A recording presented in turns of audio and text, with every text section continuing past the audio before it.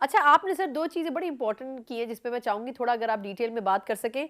Sir peoples party तो ये दावा कर रही है कि इस मर्तबा हम पंजाब से वज़ीर-ए-आज़म बनने नहीं देंगे, वज़ीर-ए-आज़म पीपल्स पार्टी से होगा। फिर ये कि बिलावल पंजाब से निकल ही नहीं रहे हैं।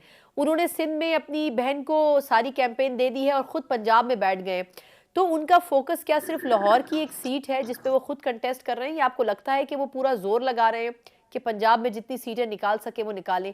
दूसरा सर ये नून लीग इतनी मतलब इंटरेस्टेड नजर क्यों आ रही है कि जिस तरह आपने कहा कि वो इलेक्टेबल्स को ले आए हैं, लोग उनको कंटेस्ट नहीं करवाना चाहते, उनको वोट नहीं देना चाहते, लेकिन उसके बावजूद भी नून लीग उन लोगों को आगे ले आई है जो दूसरी पार्टीज के हैं, उनको सपोर्ट भी कर रही है।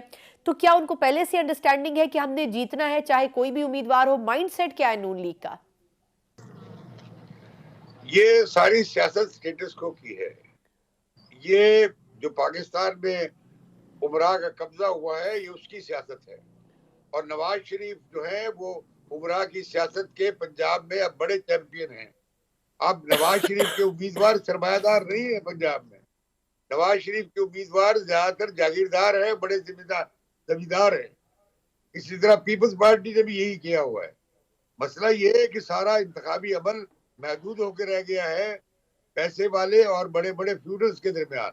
और मैं आपको एक और बात बताऊं, ये बिल्कुल झूठ चल रहा है टेलीविजन पे। फला इलेक्टेबल के 25,000 वोट है, फला के 10,000 वोट है, फला बिरादरी की।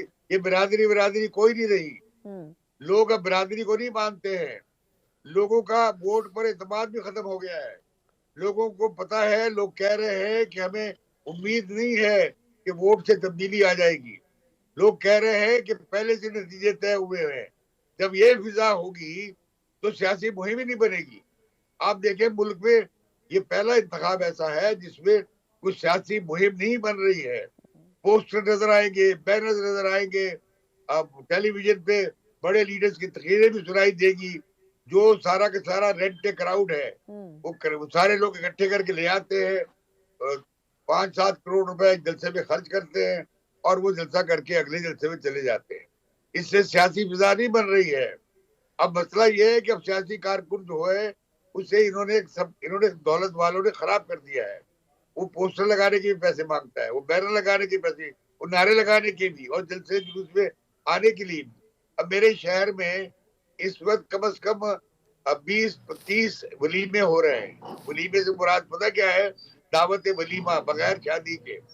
वहां पे देगे चढ़ी हुई है, खाने बन रहे हैं, लोग जा रहे हैं, अच्छा खाना खा रहे हैं।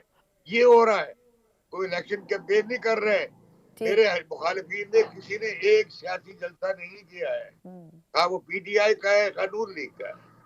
यानी सर वलीमे के ऊपर गुजारा हो रहा है। बहुत शुक्रिया, बहुत बहुत शुक्रिया। बड़ी दिलचस्प सूरत हाल है एनए 161 इम्तियाज आलम साहब जहां से कंटेस्ट कर रहे हैं और जो हकीकी मायनों में सही मंजर कशी है उनके आवाम के साथ हो क्या रहा है उम्मीदवारों की सूरत में और सियासी जमातों की सूरत में। लेकिन ये भी बड़ा दिलचस्प होगा कि इस पूरी सूरत हाल को मद्देनजर रखते हुए भी अवाम अपना जो असल हक है यानी वोट है उसका इस्तेमाल सही तौर पर 8 फरवरी को कर पाते हैं या फिर नहीं, ये उनके लिए भी एक बहुत बड़ा इम्तिहान होगा।